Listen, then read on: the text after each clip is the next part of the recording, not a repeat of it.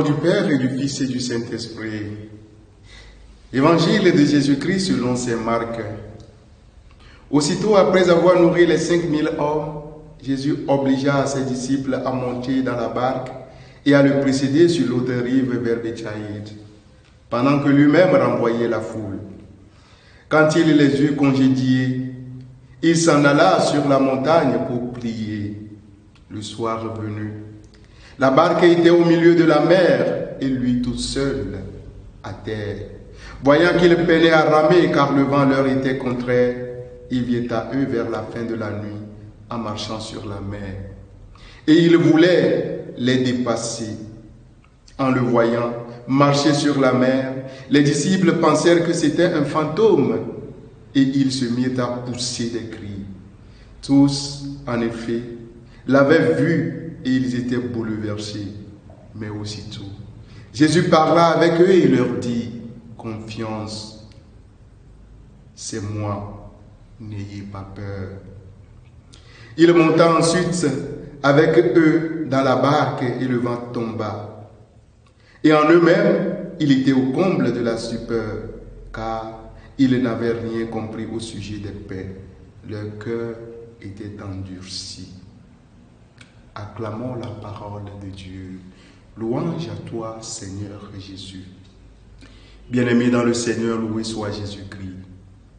Aussitôt après avoir nourri la foule, Jésus a obligé ses disciples à monter dans la barque et à le précéder sur l'autre rive, vers Bétsaïde, pendant que lui-même renvoyait la foule. Arrivé au beau milieu de la mer, voilà qu'une grande tempête commença à les menacer. Et conscients du risque du naufrage, les disciples s'engagent dans les efforts épuisants pour ramer à contre-courant.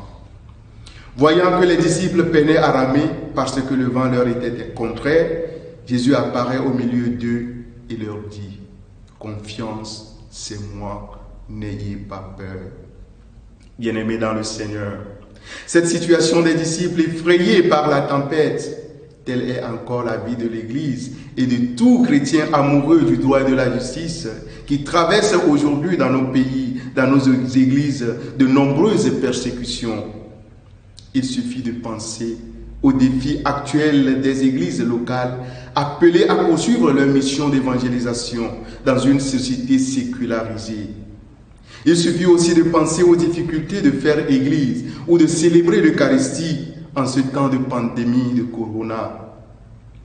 Il suffit de songer à la fermeture et à l'accès conditionné dans les églises imposées par les dinosaures et les princes de ce monde. C'est terrible. Il suffit de penser à tous ces exilés au nom de la justice. Bien-aimés de Dieu, ce texte nous enseigne que c'est au cœur de cette crise ou de cette tempête que Jésus nous invite à lui faire confiance et à ne pas avoir peur, car il est là.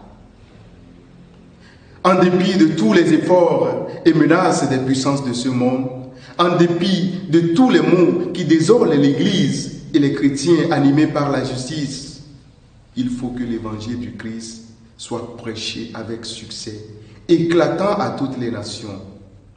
Bien-aimés de Dieu, ce récit de l'histoire de Jésus marchant sur la mer et qui va vers ses disciples apeurés nous rejoint encore aujourd'hui dans notre condition, dans notre histoire. À l'instar des disciples, c'est la peur et l'inquiétude qui dominent chez nombre d'entre nous aujourd'hui. La peur de l'avenir, la peur de ne pas avoir de l'emploi, la peur des changements, même s'ils ont des chances de nous apporter un supplément de vie intéressant.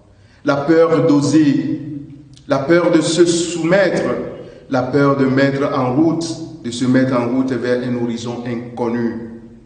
La peur d'essayer, d'entreprendre. La peur de former un couple, une famille. Bien-aimés dans le Seigneur, souvent la peur paralyse notre capacité de nous adapter et d'avancer en toute confiance.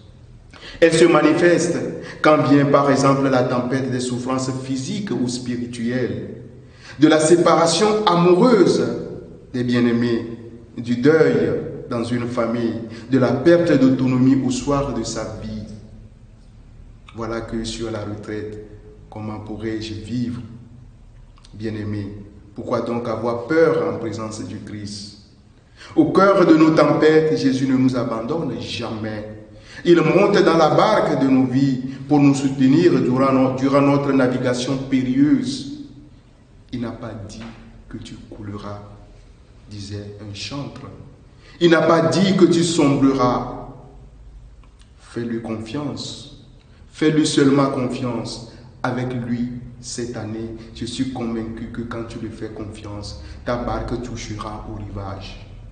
Bien-aimé dans le Seigneur, la confiance caractérise l'harmonie envers soi et les autres.